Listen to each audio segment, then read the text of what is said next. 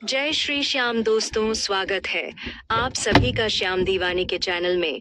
आज की इस वीडियो में हम बात करेंगे प्रदोष व्रत कब है, प्रदोष व्रत का मुहूर्त, प्रदोष व्रत का समय और पारण करने का समय, प्रदोष व्रत में क्या करें क्या ना करें और किस तरह से पूजा पाठ करें जिससे उसका फल सुगना होकर मिले।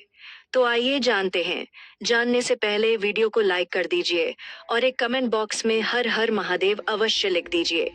तो चलिए जानते हैं। प्रदोष का व्रत भगवान शिव को समर्पित होता है और इस दिन भगवान शिव की और माता पार्वती की विधि विधान से पूजा करने से किसी भी प्रकार की परेशानी से मुक्ति मिल जाती है और कोई भी कामना हो आपकी पूर्ण हो जाती है, क्योंकि भगवान भोलेनाथ को प्रदोष की तिथि अर्थात त्रयोदशी तिथि अत्यंत ही प्रिय है। प्रदोष के दिन व्रत धारण करके संध्या काल में अर्थात प्रदोष काल में भगवान शिव और माता पार्वती की पूजा की जाती है। पूरे शिव परिवार की आराधना की जाती है। इससे भगवान भोलेनाथ की विशेष कृपा के पात्र आप बन जाते हैं, तो बहुत महत्वपूर्ण है। तो भी आज के दिन भगवान शिव की माता पार्वती की प्रदोष काल में पूजा अवश्य करनी चाहिए। तो आज के वीडियो में आप जानेंगे कि मार्च के महीने में अर्थात फाल्गुन मास का अंतिम प्रदोष, फाल्गुन शुक्ल पक्ष का प्रदोष कब है, त्रयोदशी तिथि कब प्रारंभ हो रही है, कब समाप्त हो रही है, व्रत में कब धारण करना है और प्रदोष व्रत में प्रदोष कालीन पूजा बहुत महत्वपूर्ण होती है। तो प्रदोष कालीन पूजा का शुभ मुहूर्त क्या है, किस प्रकार से भगवान शिव और माता पार्वती की आराधना करें, कौन सी चीज भगवान को अर्पित करें कि मंत्र का जाप करें और कौन सी वस्तु भगवान को भोग लगे जिससे कि इस व्रत का संपूर्ण फल हमें प्राप्त हो। और जिस भी कामना से व्रत धारण करते हैं या बिना व्रत के भी पूजा आराधना मंत्र भी कर रहे हैं तो आपकी वह कामना पूर्ण हो, इसके लिए आज विशेष क्या करना चाहिए, संपूर्ण जानकारी आपको इस वीडियो में जानने को मिलेगी। तो वीडियो को पूरा जरूर देखिएगा। अच्छी लगे तो लाइक तो जरूरी किया कीजिए। चलिए बात करते हैं सबसे पहले कि त्रयोदशी की विधि कब प्रारंभ हो रही है, कब समाप्त हो रही है और व्रत हमें कब धारण करना है। तो देखिए, फाल्गुन मास की शुक्ल पक्ष की त्रयोदशी तिथि प्रारंभ हो रही है 11 मार्च को सुबह 8:13 पर और त्रयोदशी तिथि का समापन होगा 12 मार्च को सुबह 9:11 पर।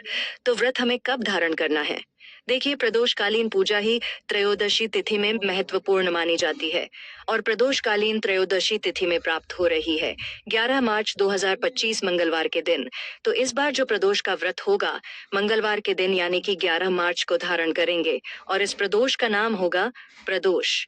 मंगलवार के दिन जब प्रदोष व्रत आता है तो इसे कहा जाता है बहम प्रदोष और किसी भी प्रकार की रोग से, रेड से और शत्रुओं से मुक्ति चाहिए अगर आपको, तो आज का प्रदोष आपके लिए अत्यंत महत्वपूर्ण है। अगर आप अपना घर चाहते हैं, अपना मकान चाहते हैं कि आपको अपनी जमीन, अपना प्लॉट मिल जाए, भूमि से संबंधित कोई भी विवाद चल रहा है और चाहते हैं कि आपको भूमि विवाद से मुक्ति मिल जाए, तो ऐसे में भौम प्रदोष के दिन भूमिपुत्र मंगल का विधि विधान से पूजन कीजिए। निश्चित ही आपकी कामना पूर्ण होगी और भगवान भोलेनाथ की प्रदोष काल में आराधना करने से अपना घर, अपना मकान बनने के योग बन जाते हैं। रेड से मुक्ति हो, रोगों से मुक्ति हो या फिर आप चाहते हैं कि शत्रुओं से मुक्ति हो, तो आज का दिन आपके लिए वरदान के समान है। कई ऐसे लोग हैं जो कि मांगलिक हैं और उनके विवाह में बहुत तरह की बधाई आ रही है या फिर दाम्पत्य जीवन में बहुत अधिक परेशानी आ रही है मांगलिक होने की वजह से।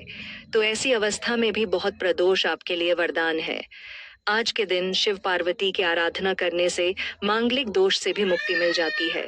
जिन भक्तों का बार बार विवाह टूट जाता है या फिर विवाह होने में ही बहुत अधिक बढ़ाया आ रही है, ऐसी अवस्था में आज का दिन अगर आप उपवास रखकर संध्या काल में भगवान शिव का पंचांग से अभिषेक करते हैं और पंजों बाजार विधि से शिव पार्वती की आराधना करते हैं, तो विवाह से संबंधित बढ़ाएं भी समाप्त होती है। और जिन दंपतियों को संतान प्राप्ति की कामना है, तो पति पत्नी दोनों मिलकर शिव पार्वती की संध्या काल में आराधना करें तो उन्हें योग्य, स्वस्थ और दीर्घायु संतान की प्राप्ति होती है। तो आज का दिन यानी कि प्रदोष का जो व्रत होता है, भौम प्रदोष का जो व्रत होता है, ये बहुत सारी कामनाओं को पूर्ण करने वाला माना जाता है। तो करना क्या है, आपको प्रातःकाल जल्दी उठ जाइए, उठकर नीति कर्मों से निवेद हो जाइए, स्नान कर लीजिए और सबसे पहले करके भगवान सूर्य देव को जल दीजिए।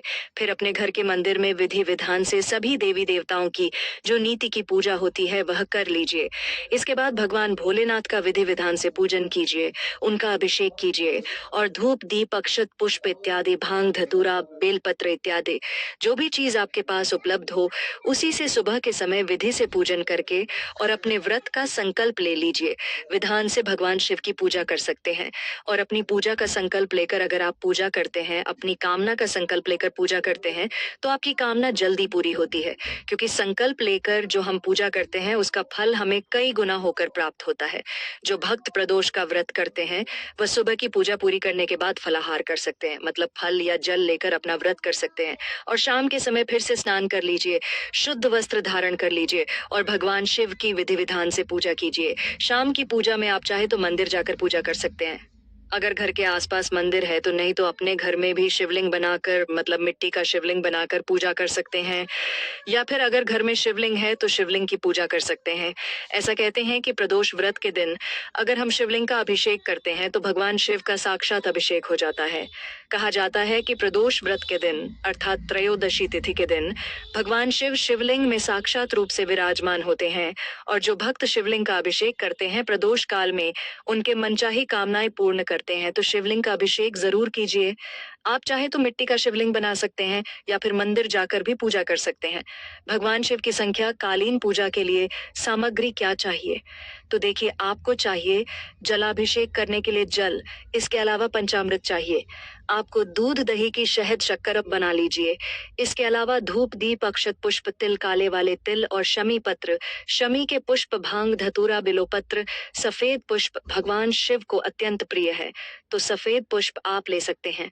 माता पार्वती को अर्पित करने के लिए आपको गुलाब का पुष्प चाहिए, मतलब लाल पुष्प चाहिए और इसके अलावा सफेद मिठाई या फिर आप चाहे तो खीर बना सकते हैं। कोई भी फल जो कि ऋतु फल आपके पास उपलब्ध हो तो आप उसका प्रयोग कर सकते हैं।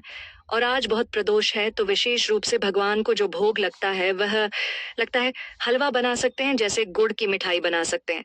तो इससे आर्थिक समस्याओं से मुक्ति मिल जाती है। जैसे कि अगर आप कर्ज से परेशान हो या फिर आपके घर में धन का आगमन नहीं होता है, धन टिकता नहीं है या फिर धन आता तो है लेकिन व्यर्थ के खर्चों में ही बर्बाद हो जाता है। ऐसी अवस्था में आज के दिन आप बिना व्रत किए थे भगवान शिव को जल में गुड़ मिलाकर या फिर गाने के रस से अभिषेक कीजिए। इससे आपकी किसी भी प्रकार की आर्थिक तंगी हो दूर हो जाती है। जिन भक्तों की जमीन की या फिर प्रॉपर्टी की कामना है, मतलब भूमि से संबंधित कोई भी लाभ आपको चाहिए या फिर भूमि से संबंधित कोई भी विवाद अगर आप सुलझाना चाहते हैं, तो ऐसी अवस्था में मिट्टी का पार्थिव शिवलिंग बनाकर उसे शिवलिंग का विधि विधान से पूजन कीजिए, पंचामृत से दूध से अभिषेक कीजिए और गुड़ का भोग लगाकर भगवान शिव की विधि विधान से पूजा करने के बाद अपनी प्रार्थना, अपनी कामना कहिए, तो निश्चित ही आपकी कामना पूर्ण होती है। 11 मार्च को सर्वार्थ सिद्धि योग रहेगा जो कि पूरे दिन और रात्रि का है और सर्वार्थ सिद्धि योग में कोई भी कार्य आप करते हैं, कोई भी उपाय आप करते हैं, तो उसे कार्य में, उसे उपाय से आपको लाभ अवश्य होता है। तो कल यानी कि भौम प्रदोष को अगर आप व्रत नहीं भी करते हैं तो भी आप अपनी कामना के अनुसार भगवान शिव और माता पार्वती की पूजा करके अपनी प्रार्थना करते हैं तो निश्चित ही आपकी कामना पूर्ण होती है।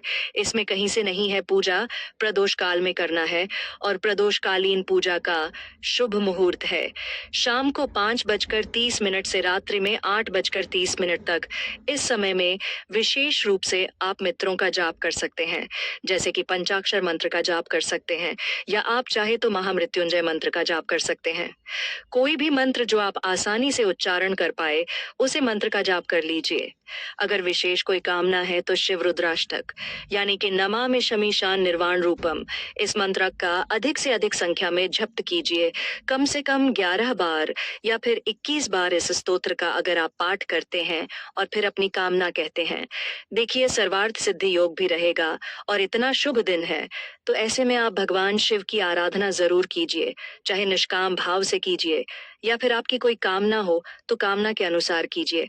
अच्छा, जो भक्त धारण करते हैं प्रदोष का, तो शाम की पूजा पूर्ण करने के बाद आप चाहे तो अपना व्रत खोल सकते हैं या फिर अगले दिन भी आप व्रत खोल सकते हैं। और जो भक्त व्रत नहीं कर रहे हैं, लेकिन भगवान शिव की पूजा करना चाहते हैं, तो ऐसे में आपको लहसुन, प्याज इत्यादि कल यानी कि भूमि प्रदोष को नहीं खाना है। बिल्कुल शुद्ध और सात्विक भोजन लीजिए और भगवान शिव के नाम का मंत्र का स्मरण करते रहिए पूरे दिन। और फिर शाम को प्रदोष काल में विधि विधान से शिव की आराधना कीजिए। घर के आसपास कोई बिल वृक्ष हो तो वहां पर आपको दीपदान अवश्य करना चाहिए। इससे माता लक्ष्मी की विशेष कृपा के पात्र आप बन जाते हैं। तो उम्मीद करती हूँ ये वीडियो आपके लिए उपयोगी होगी। और हम प्रदोष व्रत की कथा के लिए आने वाली वीडियो जरूर देखिए। आपको वीडियो में दी गई जानकारी कैसी लगी, कमेंट करके जरूर बताइएगा। और ऐसे ही कर्म, धर्म और ज्ञान की बातें के लिए हमारे चैनल को सब्सक्राइब कर लीजिए। मिलते हैं ऐसे ही अगली नई वीडियो और नई जानकारी के साथ। तब तक के लिए जय श्री श्याम।